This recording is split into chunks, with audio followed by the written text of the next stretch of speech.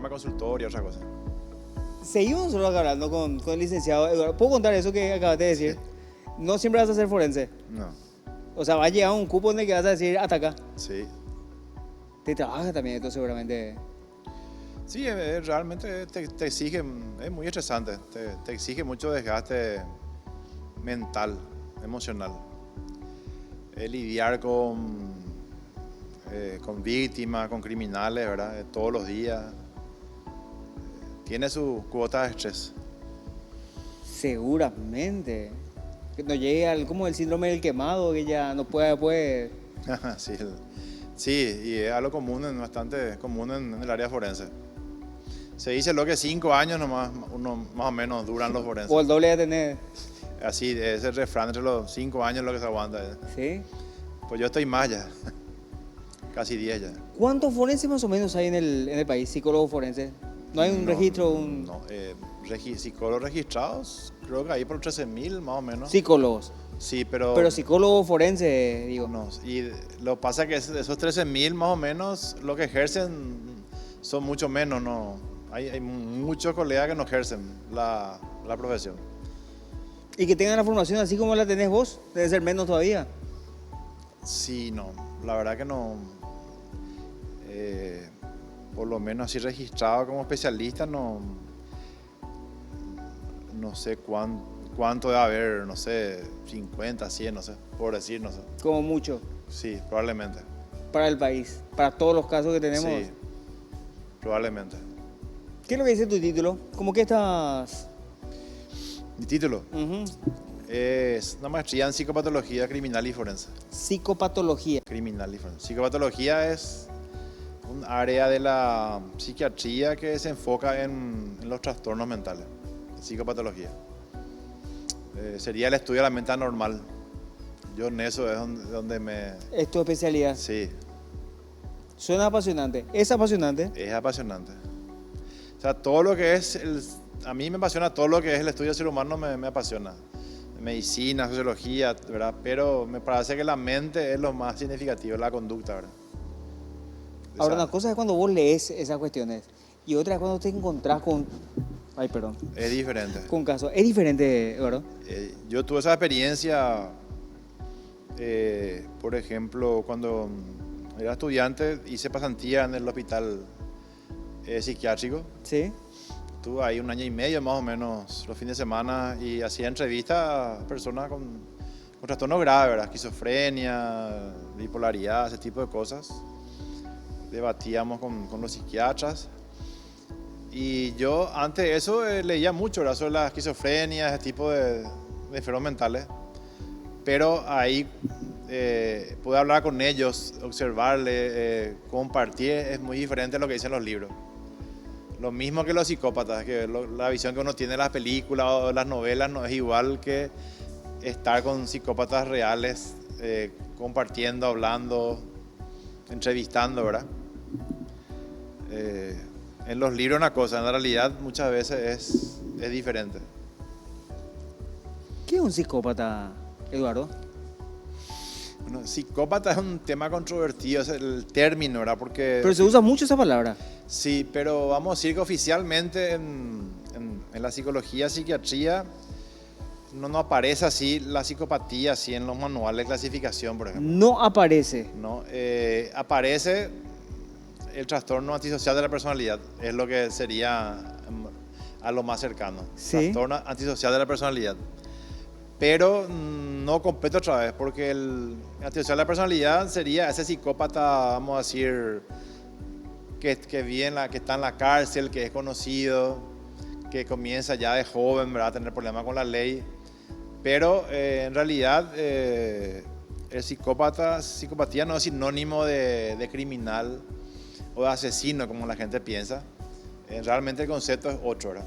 Ah, mira, vos no sabía eso. Y mucha gente seguramente no sabe también. Y la psicopatía en realidad es un rasgo de personalidad, un estilo de personalidad. Pero negativo. Donde lo central es el narcisismo maligno que le decimos nosotros, más la falta de empatía, la manipulación, la irresponsabilidad, ¿verdad? Eso es lo que le caracteriza realmente a un psicópata, es ser narcisista, ser egocentrista, utilizar a otras personas, ser engañador, estafador. Eso es lo que realmente le caracteriza a un psicópata. Personas que viven entre nosotros, pero es difícil detectarle a ellos.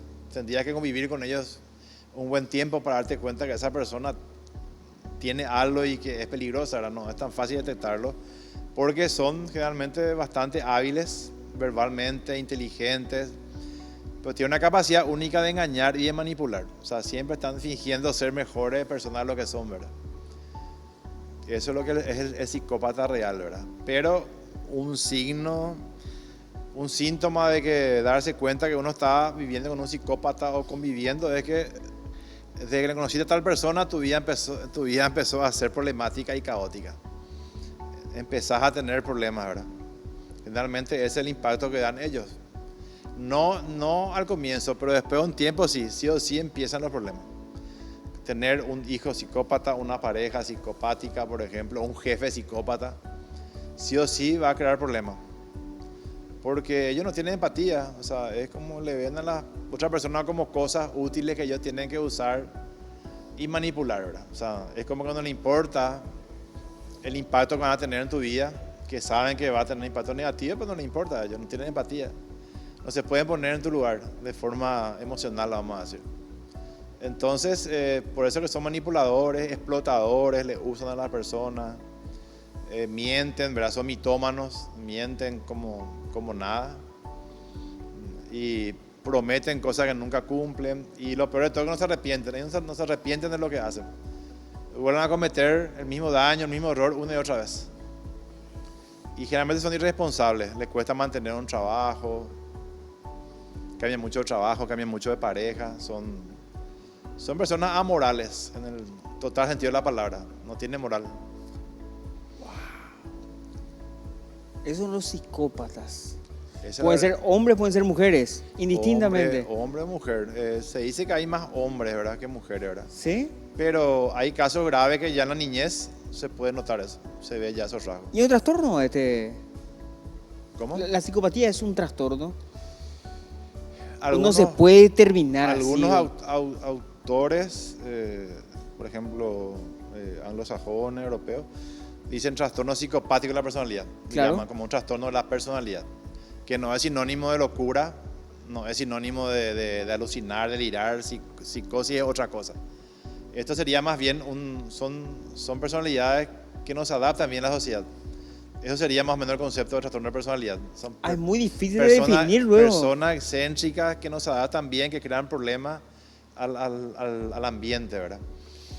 Y otros autores estudiosos de este fenómeno dicen que es más bien un estilo de personalidad, o como dice el doctor Marietán, un psiquiatra especialista en estos temas, un argentino muy conocido, dice la psicopatía es una forma de ser en el mundo, no una enfermedad, no hay nada que curar, es una forma de ser y siempre van a ser así. O sea, para él no hay una cura para esto, porque es una forma de ser, es una forma de ser en el mundo, es él, hablando así, filosofando, vamos a decir. ¿Y estas personas son o no son conscientes de su forma de ser? Es difícil de determinar Y también. bueno, ellos o sea, no tienen esa conciencia, si yo soy psicópata, no tienen esa conciencia, porque ellos se ven, tienen un tema que se llama grandiosidad, ellos se ven mejores que otros, se ven mejores que vos, o sea, dentro tuyo se burlan de vos, pero ellos te adulan, te manipulan, ¿verdad? Pero ellos se ven mejores que todo el mundo. O sea, para los psicópatas el problema son los demás, no es el mismo, ni ella misma, son los demás el problema. Ellos se ven mejores y perfectos, se ven mejor que otros, ese es el problema. O sea, no ven su tragedia, vamos a decir. Pero un psicópata no necesariamente es un criminal. No, tal vez 10% son criminales. La mayoría se le dice psicópatas integrados o cotidianos. Están entre nosotros, puede ser el vecino, tu pareja, cualquier persona, puede ser hombre, mujer. Están ahí y, como digo, no es fácil detectarlo porque tendrías que convivir con ellos, ¿verdad? Para empezar a atar cabos, vamos a decir, y ver el impacto negativo que crean en tu vida. Y ese impacto puede ser estrés, puede ser maltrato físico, maltrato psicológico. Generalmente ellos son más maltratadores más que daño físico, ¿verdad? explotadores, vamos a decir, usan tu dinero, te estafan, ¿verdad? Te engañan, ¿verdad? Amorosamente, económicamente, ahí es donde se ve el impacto muchas veces, el daño.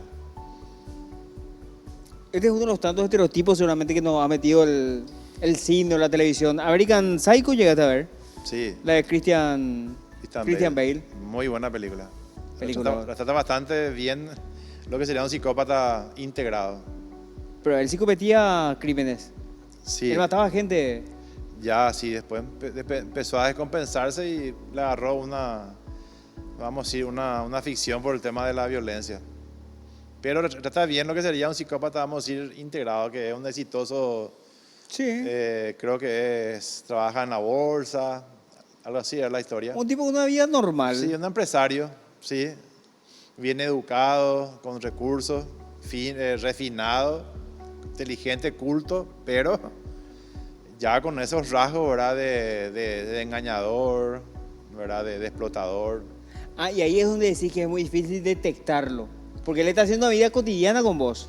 Claro, es difícil detectarlo porque muchos de ellos, no hay también siempre otro tipo, un único tipo, ¿verdad? Pero muchos de ellos son bastante carismáticos, hablan muy bien, ¿verdad? O sea, se expresan, son muy convincentes, son muy seductores también. Seductores y seductoras son bastante los psicópatas. Entonces es como que te compran, fácilmente te convencen, te manipulan. Muchos de ellos le vas a ver en la televisión, le vas a ver dando entrevistas, en Facebook le vas a ver. Vas a ver que publica que donó no sé, víveres a gente carenciada, o que salió, no sé, el líder del año, ¿verdad? Vas a ver muchos psicópatas así, que venden esa falsa imagen. Algunos son religiosos. Hay religiosos que son psicopáticos, que tienen eso, haber abusado a decenas de niños, ¿verdad? O sea, no tiene nada que ver el tema de la profesión o el nivel social. O sea, hay en todos los niveles sociales y en todas las profesiones. En la política hay bastantes personas con rasgos psicopáticos en la política. También entre los artistas también hay varios, entre los artistas, la política. Y lastimosamente también en el tema de la espiritualidad también. Hay muchos con rasgos psicopáticos que son gurús, Líderes. son sacerdotes y no responden a una corriente. Pueden ser cualquier religión, pastores que abusan de los fieles sexualmente o económicamente. Y justamente se meten en esas cosas. Pasa que hay que entender que al psicópata lo que busca siempre es el poder. Tener poder y control sobre las personas, sobre su ambiente. Ese es el motivo real del psicópata. Tener poder y control sobre vos, sobre el ambiente, en el trabajo, donde sea.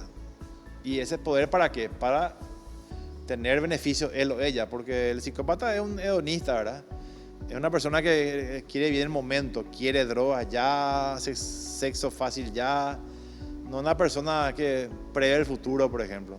Entonces, su táctica es manipular el ambiente y tener poder sobre otras personas. Eso es lo que le da acceso a él, a dinero, a otras cosas. Por eso que hay muchos políticos que son psicópatas. O muchos dictadores famosos en la historia, psicopáticos, Calígula, un Idi Amin, ¿verdad? No sé si te acordás el caso creo que en Uganda, hay una película y todo. El último rey de Escocia. Sí, claro. Idi Amin, ¿verdad? Forrest Whitaker, creo que Sí. Calígula, San Hussein, personas así. Me hiciste dudar de todo el mundo, Eduardo. Tú al final vas a sentir un rasgo psicopático en algún momento. Y en realidad el tema de la psicopatología es una buena cuestión lo que estabas explicando, porque la gente cree que, bueno, psicopático o depresivo o psicótico es totalmente diferente a la persona normal, entre comillas, cosa que no existe, ¿verdad? La normalidad, así propiamente dicha, en lo que es, en la parte mental, ¿verdad? Un profesor español le explicaba bien eso, que la psicopatología, el tema de normalidad mental es un tema de grado, un tema de matemática. Todos tenemos algo, vamos a decir, de anormal o desviado, ¿verdad? El tema de la intensidad es lo que diferencia uno de otro, ¿verdad? O sea, hay personas que no son psicópatas, por ejemplo, pero son muy mentirosas, muy manipuladoras, sin llegar a ser psicópatas, ¿se entiende? Hay personas que existen así, que son mentirosas, manipuladoras, pero no son psicópatas, ¿verdad? Vamos a decir, tienen esos rasgos de forma leve, ¿verdad? Hay personas que son melancólicas, pero no llegan a ser depresivas, ¿verdad? Entonces, ¿se entiende? Es una cuestión de grado nomás. Igual que la mentira, la manipulación, todos tenemos... ¿Quién no miente alguna vez o manipula una vez, verdad? O sea, consciente o inconscientemente, ¿verdad? Pero la diferencia entre las personas es cuestión de grado nomás. Qué interesante. Me decía que nuestro compañero Toro, y me da un ejemplo, el de Ted Bundy, por ejemplo, que es otro de los grandes famoso asesino en serie, ¿no? estereotipos, ¿verdad? Sí, asesino en serie, psicópata, un psicópata, sí, un asesino en serie sexual que le dicen, ¿verdad? Sí, terrible, ¿verdad? Y justamente era un tipo muy inteligente, hablaba muy bien, estudiaba Derecho, estudió Psicología, Ted Bundy. Y inclusive él ayudó a varias personas en el comienzo de su carrera universitaria, porque él atendía una línea SOS allá en Estados Unidos de ayuda. Y como era tan manipulador, a gente que se quería suicidar, él de repente le ayudó un poco a salir de eso. Como era tan manipulador y bastante inteligente, entonces algo bueno hizo en su vida, pero terminó siendo un terrible asesino en serie que mató por lo menos 40 mujeres. Así. No solamente mató, torturó, violó, descuartizó, un sádico, ¿verdad? Un tipo terrible, ¿verdad? Que destruyó muchísimas familias. Un tiempo se puso en boga eso de hacer series y películas de este tipo de personajes dentro de la historia. Sí, bueno, en Netflix, en muchos de estos canales de moda, hay una gran parte de la programación trata sobre documentales criminales, haciendo en serie. Pero que hay que tomar esto con la seriedad que merece. Ese caso de Dahmer, por ejemplo, de Jeffrey, sí. Dahmer, esa serie, después vino otra que se llama, creo que Monster, algo así, de un asesino en serie famoso, Ed Gein, ¿verdad? Ed Gein, sí. Sí, también. Y así, hay bastante películas y documentales sobre temas así en serie, hay mucho. A la gente le atrae mucho, el tema del morbo también, ¿verdad? El tema del morbo también atrae mucho. Vende mucho el tema de la sangre, el crimen, ¿verdad? A la gente le atrae mucho esa cosa. Generalmente de forma inconsciente, ¿verdad? Pero se vende mucho ese tema del tema de la sangre, de los crímenes.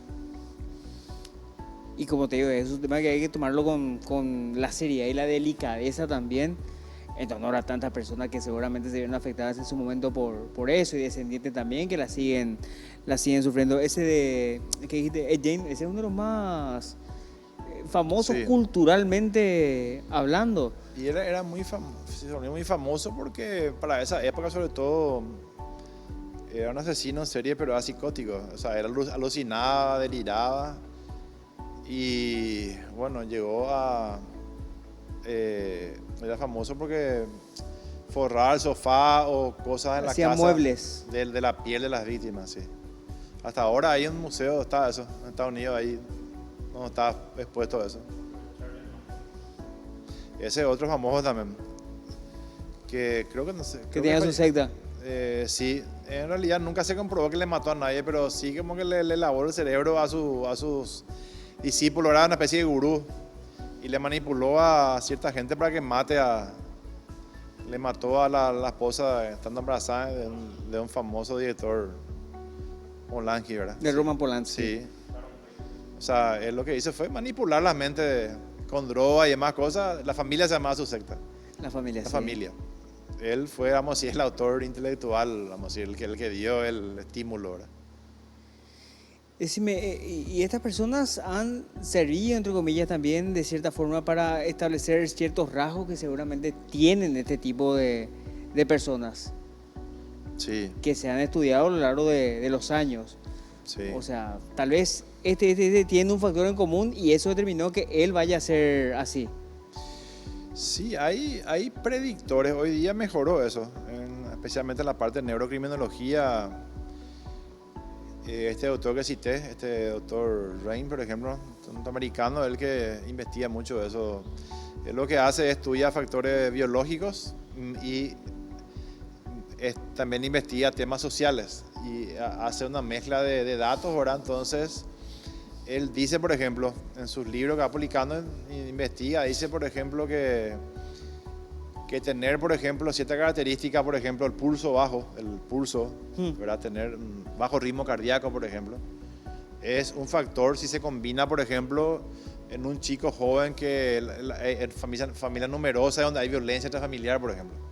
Tener esa característica, más un funcionamiento cardíaco especial, más la parte prefrontal del cerebro más fina que otra persona, menor grosor, entonces dice que bastante puede predecir que un chico va a ser delincuente juvenil o violento en el futuro.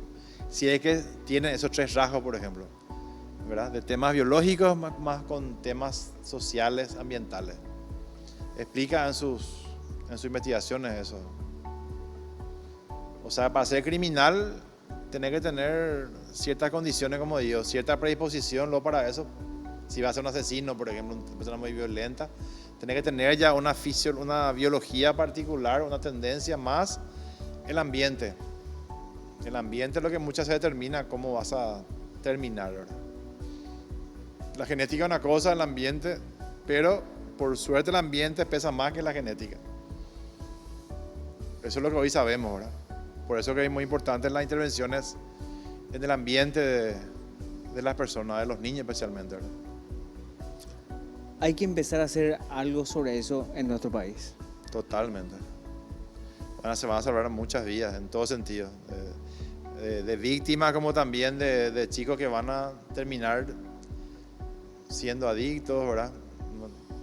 Muriendo jóvenes en el enfrentamiento. Salvar vidas en todo sentido, ¿verdad? Salvar familias. Familias, claro. Que son grupos ya de personas, sociedades. Acá el tema del feminicidio, por ejemplo, ¿cuántos niños hay huérfanos ya? Muchísimos. Que perdían papá y mamá.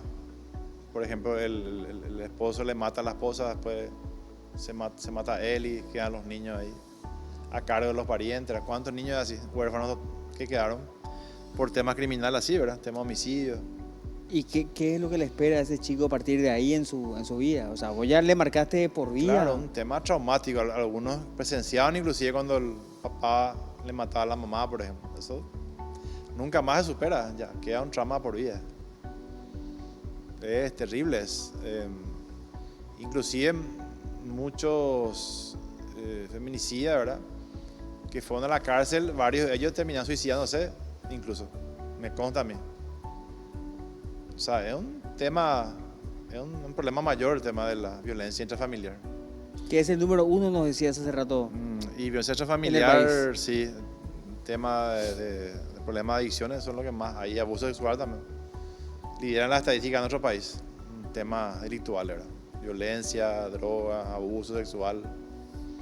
O sea, no hay ninguno que pueda decir, este es peor que este, porque los 3 son claro, deleznables. Lo que es así en cantidad de denuncias, ¿verdad? Y en la pandemia esto creció mucho más. Empeoró el tema de violencia familiar y abuso sexual. Aumentó más. Y otro problema que tenemos también el tema de suicidio también, ¿verdad? Mucha gente que se suicida. Otro problema también que tenemos. Estamos lidiando hace tiempo ya. Y eso generalmente una vez que sube, no baja así nomás. Se mantiene así generalmente un número X. Así suele ser. No es algo así que puedes bajar drásticamente. Se habilitó la línea 155 en el año 2025, que es una línea de contención salud para mental. Las personas. Sí. De salud mental, exactamente.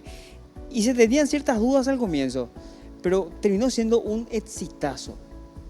Desde el momento de su implementación, ya tuvimos la oportunidad de hablar con el doctor Lescano, que es el que está a cargo justamente de esa línea, y podemos decir que es positivo y negativo al mismo tiempo. Positivo porque la gente se está animando a usar. Se anima a tener una asistencia, sí, justamente, que siempre es un paso importante, ¿verdad? Y por el otro lado, te da la pauta de que mucha gente necesita ayuda en el país. Y hoy día se ve más, por suerte se está viendo, hay más gente que está accediendo a eso, porque es como también para mucha gente es como un tabú, ¿verdad? El tema de yo no estoy loco, para que ya consultar a un psiquiatra, un psicólogo, pero hoy día está cambiando eso, por suerte. Por suerte. Y hay mucha más gente que está consultando, ¿verdad? Pero todavía falta, se concentra mucho acá en la capital, en el central, ¿verdad? Pero en el interior, por ejemplo, faltan profesionales de salud mental. Por decirte, el Hospital Psiquiátrico Nacional acá está en Asunción, ¿verdad? Entonces faltaría eso, por ejemplo, ir creando otros lugares así en el interior, por ejemplo. Pero sí que ya hay unidades de psiquiatría en muchos hospitales públicos. De a poco está llenando esa necesidad, pero todavía falta, ¿verdad? Mucho. Pasa que el presupuesto de salud mental acá en nuestro país es menos del 2% y se le recomienda por lo menos 4% acá a nivel regional. Entonces el proceso que va a llevar su tiempo, ¿verdad? Y falta más promoción de la salud mental, lo que falta más acá en nuestro país. Eso falta más. Promoción, prevención. ¿Qué es lo que queremos hacer justamente acá con este espacio, en este humilde espacio llamado Plenamente, en el que tenemos la posibilidad de hablar con profesionales como vos, con psiquiatras, con psicólogos de otras disciplinas también? Cuando nosotros comenzamos, y siempre cuento lo mismo, me preguntaban los chicos, ¿será que vas a tener para hacer tantos programas de salud mental? Y en los primeros 2 que vinieron ya me dijeron, no, acá tenés infinidad de temas para hablar, amigo. Totalmente, puedo hablar, sí. No te vas a aburrir nunca, me dijeron. Por ejemplo, para especializarte en psicopatía, es algo que tenés que estudiar todo un año. Para entender y manejar eso, tenés que estudiar un posgrado 1 año. Solamente un solo tema, de lo complejo que es, ¿verdad? O la depresión es algo que se puede hablar, pero horas y horas. Y después lo que siempre escuchamos es la depresión, la ansiedad y todo esto más comunes, pero después hay muchísimas cosas más chiquitas, había sido que cotidianamente bien con nosotros. Depresión, ansiedad y estrés postraumático es lo que más hay acá en nuestro país. Los trastornos que más se dan: depresión, trastorno de ansiedad, trastorno depresivo, el ánimo, estrés postraumático también. Qué gusto hablar contigo, Eduardo. No, igualmente, gracias por la invitación a todo espacio, realmente muy interesante y oportuno, ¿verdad? Hablar de estos temas, que cada semana haya un tema nuevo sobre esto, realmente muy positivo. ¿Te quedé otra vez? Me decía, hablemos de esto, algo que vos consideres importante, de lo que se hable poco, porque de eso pues se trata, que venga un profesional y te diga, hablemos de esto. Porque hoy en día las redes sociales las tenemos bombardeadas de gente que se cree capacitada de hablar de temas que son realmente delicados. Y no siempre una persona tiene que tener la autoridad para hablar de cosas, y más todavía que tienen que ver con la salud mental. Sí, lastimamente no, hay mucha gente que habla y no son profesionales. El famoso intrusismo, ¿verdad? Profesional. Un coach, ¿verdad? Por ejemplo, que habla, sin ser psicólogo, habla de temas delicados, y hay mucho de eso. Y sea la gente a la que alinea. Y es peligroso porque ve y ya la gente le confunde más, ¿verdad? Ahí está el problema. O se van inclusive que tratan personas, vamos a decir, sin tener los estudios, el entrenamiento, ¿verdad? Para tratar personas con problemas delicados, ¿verdad? Entonces, eso pasa bastante y es un problema que estamos teniendo acá en nuestro país inclusive, ¿verdad? Es un tema que ahora se está debatiendo bastante, el tema de que se concurra con profesionales registrados y entrenados de verdad, no con cualquier persona puedo poder confiar en tu salud mental. Tiene que ser una persona que haya estudiado, que tenga un título, ¿verdad? Que tenga un registro, ¿verdad? Que eso es muy importante, que se acuda a gente capacitada. Y por suerte hay hoy día más cantidad de profesionales de salud mental en lugares públicos inclusive. Tenemos muchos lugares, centros de salud, muchos hospitales donde hay psicólogos y psiquiatras que están capacitados, que uno puede ir ahí y consultar, ¿verdad? Porque también el tema económico es otro problema también para el tema de salud mental. Mucha gente no se trata porque no tiene dinero para pagar a un psicólogo o un psiquiatra privado, que aparte de la consulta, muchos tienen que medicarse. Entonces, en la parte pública, esas cosas vos ahí, entonces, podés sortear, ¿verdad? Como es público, entonces el gasto es mínimo, vamos a decir. Muchas gracias por la visita. Espero que no sea la última vez que te tengamos por acá. No, vamos a volver cuando quieras. Muchas gracias por la invitación. Este y todos los programas de Plenamente, señora, usted los puede encontrar en nuestro canal de YouTube. De mi parte, va a ser hasta la próxima.